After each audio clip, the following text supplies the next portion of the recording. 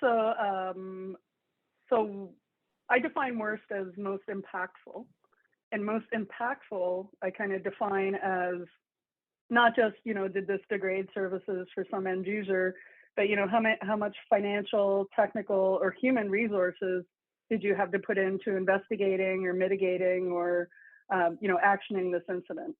So that's kind of how I define worst. Does that work for you? Yeah. So with what I've seen, so this isn't necessarily things that I've worked on, but just observed, because I have had a keen interest in DDoS for almost 2 decades now. Was back in 2007 watching some of the what were called and probably were nation state attacks on Estonia, and how that disrupted their Estonia, given that they were more technical and advanced than a lot of other countries at the time. And now as we sit here and talk, we're kind of seeing a repeat of that in Ukraine. And I mean, I found those what I would determine the worst, because that obviously impacted their society and their end users quite a bit. And it was a lot of financial, human, and technical resources involved in mitigating that and eventually investigating it. And it was also worse, I would say, on a personal level, just watching this type of attack, DDoS attacks, which in most cases are not super sophisticated, impact a country and being used almost in, well, I guess not an act of war, but in a nation state conflict. So that was one of the worst I've seen. The worst I've personally experienced was not with my current organization, but a past organization. It wasn't, it was about 5 to 6 years ago. It was approximately only 100 gigabit per second attack, so not overwhelmingly huge for an operator. We did have proper DDoS mitigation, but this particular attacker, they were taunting us on our formal social media, which actually took a couple hours to determine. But we were seeing intermittent on and off DDoS attacks, very specifically and almost surgically kind of targeting our pain points on our network. And given, that went on for that incident went on for approximately 72 hours. And this individual was on Twitter, announcing stop, start, what they were going to do next. They were changing from UDP reflection attacks to SYN floods to, so a lot of manual mitigation was involved. And again, it was 72 hours. Personally, I slept very little during that time, as did others on my team at the time. So again, it wasn't a super sophisticated attack.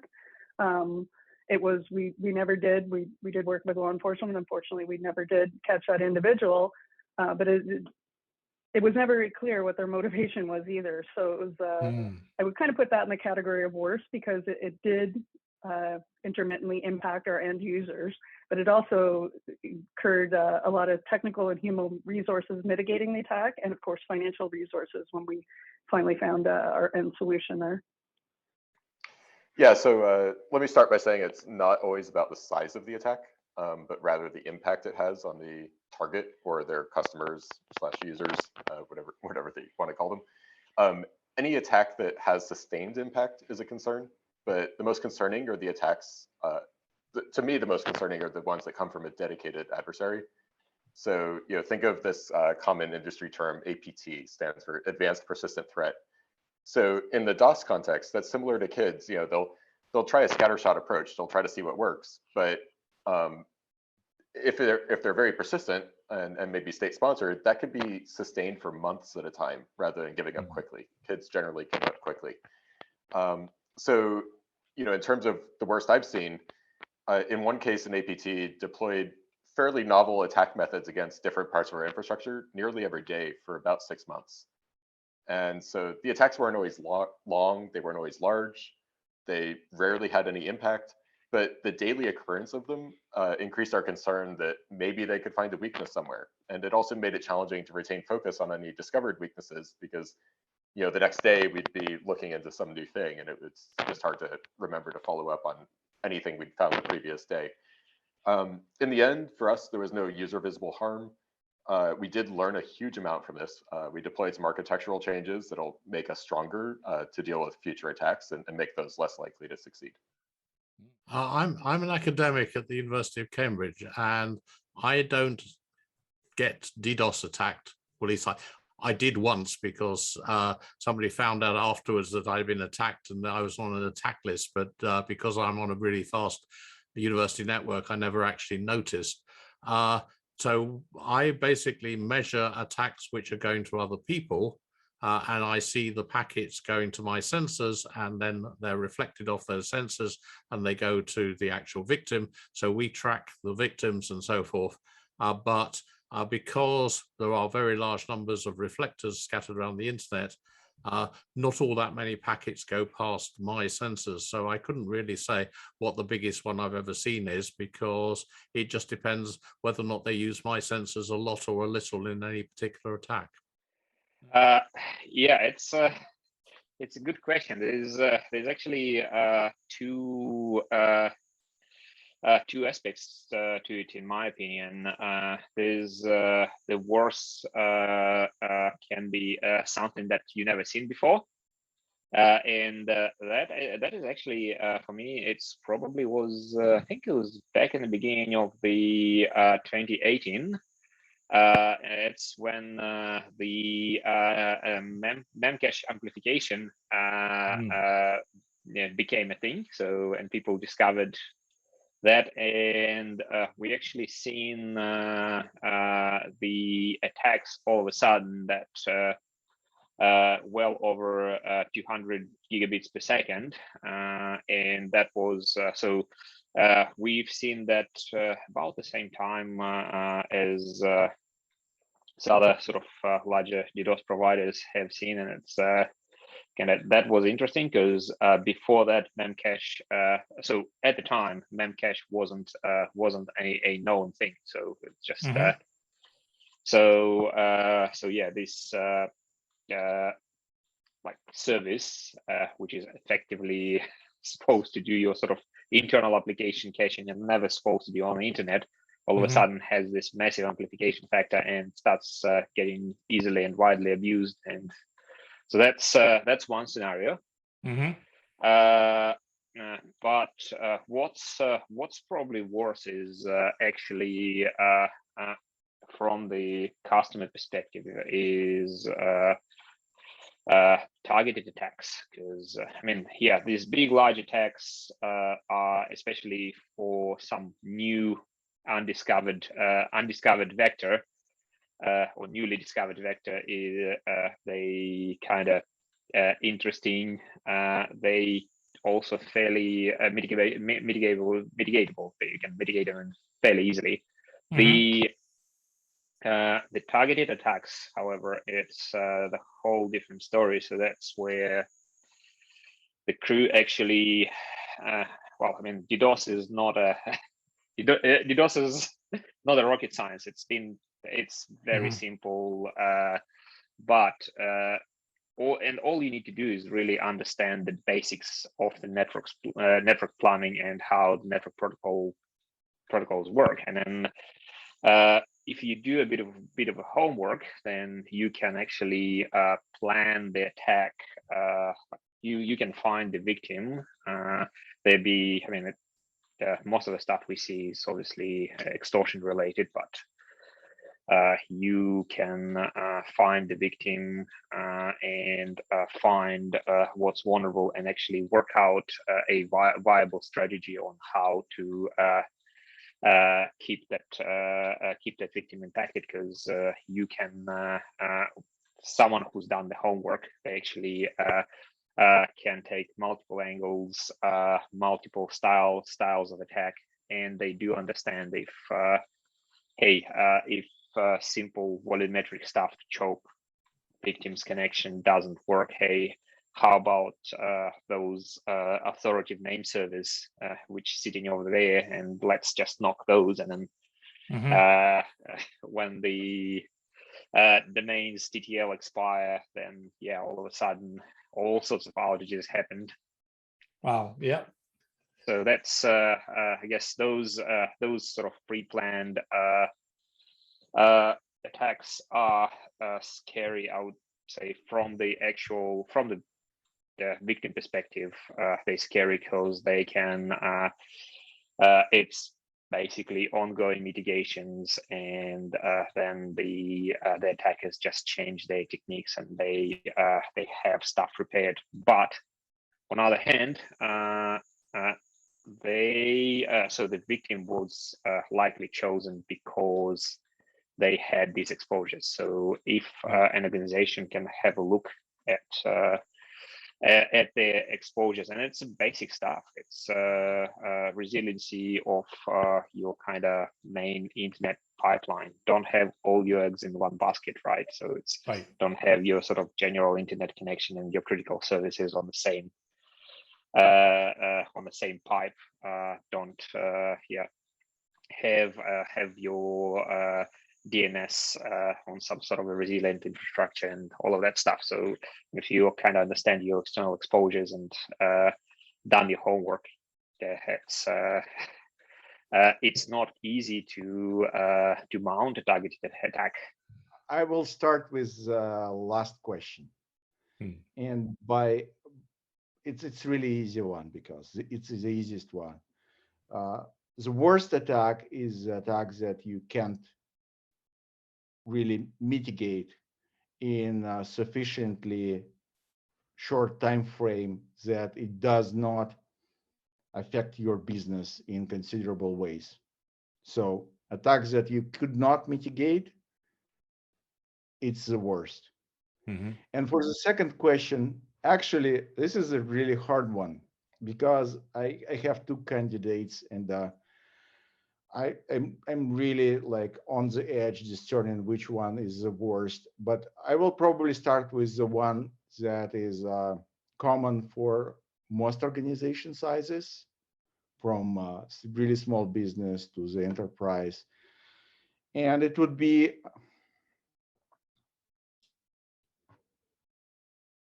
the case where all your metrics are green and you don't notice anything wrong or special, yet all your business metrics are down to the ground.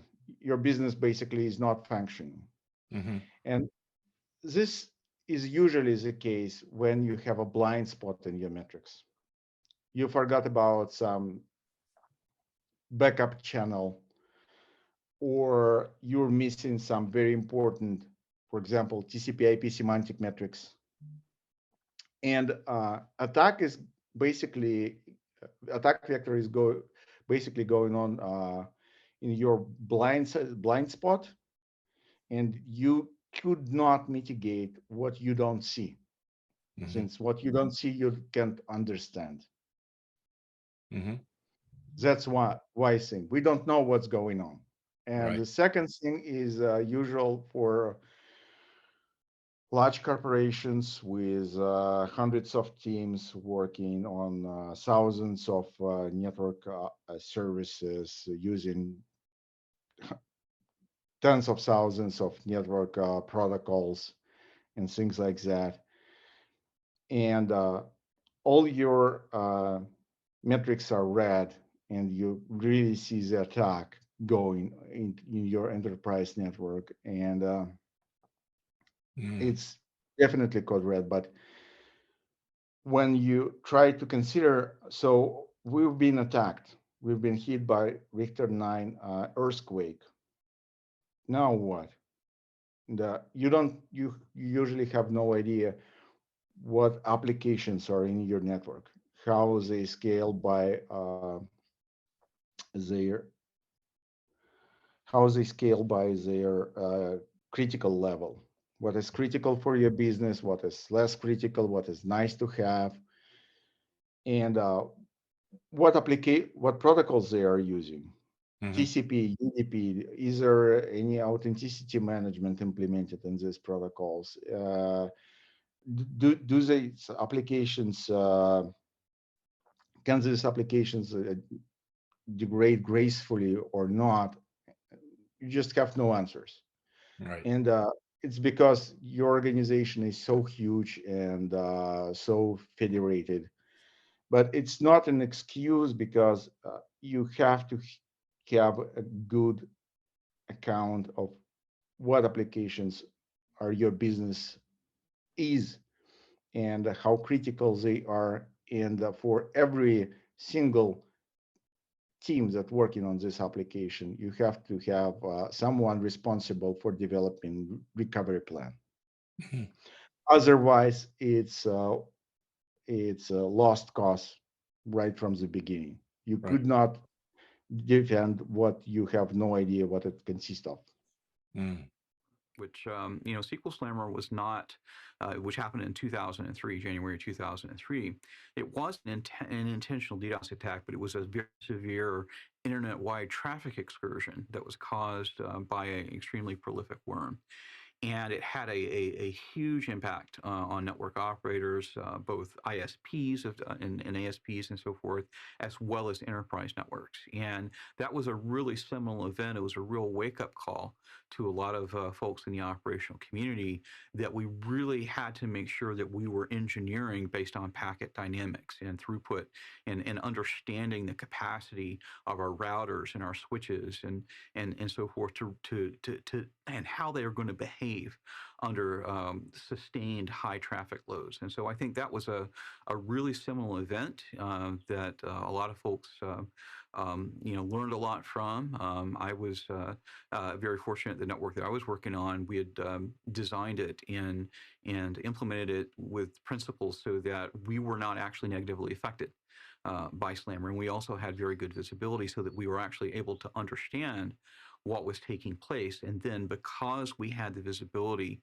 into what was taking place, we knew what additional steps to take in order to make sure that we weren't affected ultimately Slammer, and we didn't make any missteps, which you can often make if you don't have visibility. So that was a seminal event, and a lot of people don't even remember Slammer. But that was a huge deal.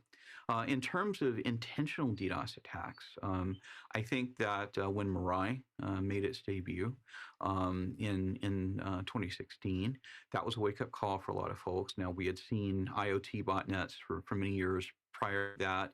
We've seen DDoS for hire services for many years prior to that, and weaponizing things like reflection amplification attacks, which even makes the most unskilled miscreant able to put a lot of packets and a lot of bits on target. But the wave of DDoS attacks that were initiated when Mirai made its debut with a lot of high-profile targets ended up congesting peering links, and again, some of the same types of symptomologies that we saw with SQL Slammer and with other large-scale DDoS attacks writ large.